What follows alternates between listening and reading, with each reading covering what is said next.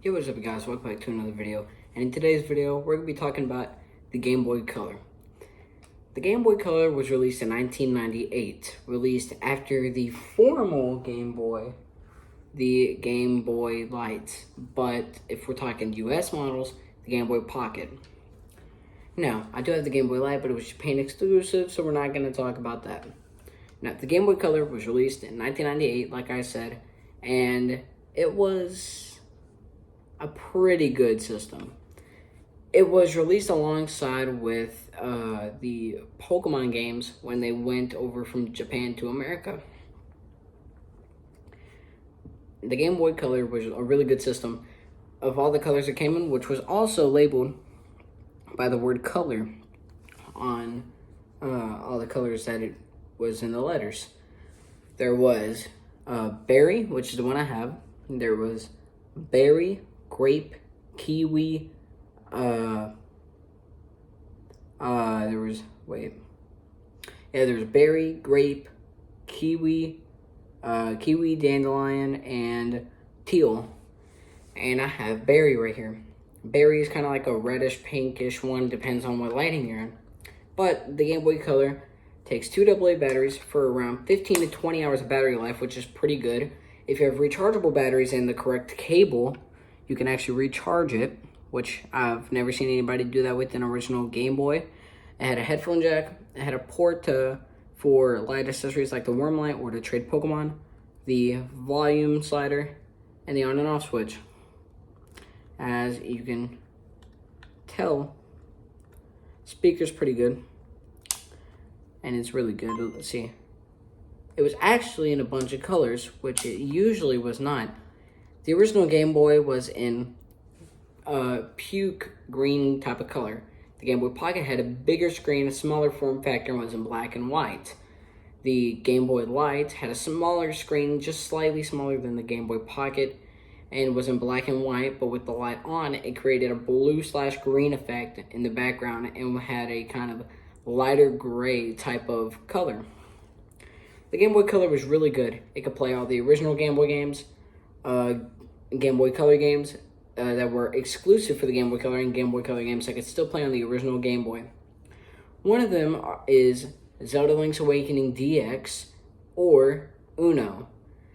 They were games with a black cartridge, which means if you were to put them in an original Game Boy, you could still play them, but if you put them in a Game Boy Color, they'd be more colorized than a regular Game Boy game in a Game Boy Color.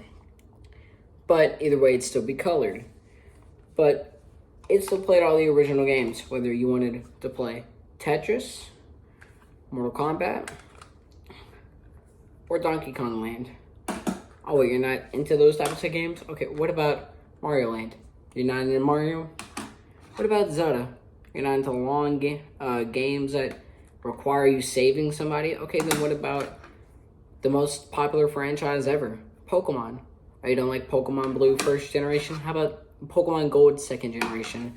There was so many games you could play for this system. I have so many more, but I will not put them in this video because it'll make it too long. There were so many games you could play with the original Game Boy and still play on the Game Boy Color. The Game Boy Color was a pretty comfortable system. Just hold it, play for a long period of time, save your games, turn it off, put it in your pocket, and start playing again whenever. It was a really good system for the just pick up and play your long game sessions when you wanted to pass by a few minutes on a bus ride or a few hours on a car ride. It was really good. And there's no updates or anything like the Nintendo Switch. Just take any game you want, pop it in there, turn it on, start playing, save the game, turn it off, take the game out, put a different one in. It was a really good system for the time, and it was really good.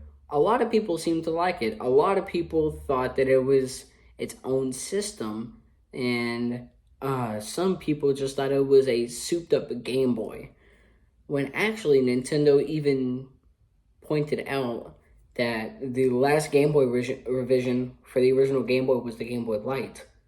So the Game Boy Color was its own system, which went on to the Advance, which was its own system. There was no revisions of the Game Boy Color. It was just the Game Boy Color. That was it. It was the only line of Game Boy handhelds that didn't have multiple revisions. It was just, there was 3 different original Game Boys, 1 Game Boy Color, and 3 different Game Boy Advances, which seemed very odd to me. But, you know, it is what it is for Nintendo at the time, just thinking that what could they have done with the Game Boy Color? But that was pretty neat. The thing is that another good thing about this is it takes 2 double A's, which at some point triple A started to get more expensive than double A's. So instead of 2 triple A's, it takes 2 double A's. So it don't take 4 double A's or 2 triple A's, which was more money at the time. It took 2 double A's, which was pretty neat. And yeah, it still got around the same amount of playing time as a Game Boy Pocket. There was no difference there, but it had a really sharper screen. It was really good, even though the screen was smaller. You could see it better. There's no contrast style because they were so confident with their screen at the time for this thing. But you still needed a lighter if you wanted to see it in the dark. But yeah, it was basically a really good handheld if you wanted to see your games better in color. Like, for instance, Donkey Kong Land. If you're ever going to play that, I recommend playing it on this system. Because with the Game Boy Advance, it may mess it up. The Super Game Boy makes it all green color. The original Game Boy, it's all green, so you can see the enemies, and you'll accidentally hit one. And with the Game Boy Pocket, it'll make everything all black and a white background, so you can't really see anything. So this is really good if you want a colored screen, but don't really care to pay a lot of money for lights. Also, with the Game Boy Color, you can also mod it to where it has a backlight screen. Which if you are gonna mod a Game Boy, do it with a Game Boy Pocket, because what I've heard, the Game Boy Pocket's the easiest one to mod for a backlight screen. But yeah, I'm actually planning to mod a Game Boy Pocket, which I don't know when I'm gonna do it, but whenever I do, I'm gonna make a video talking to y'all about it and showing y'all what it looks like and stuff, and my experience. But yeah, that's the Game Boy Color, and hopefully you guys enjoyed. Have a wonderful day. Check out the other videos I have about these systems, and yeah, let me know what's your favorite Game Boy and if you have one. But my name's Hunter, and I'm out. Peace.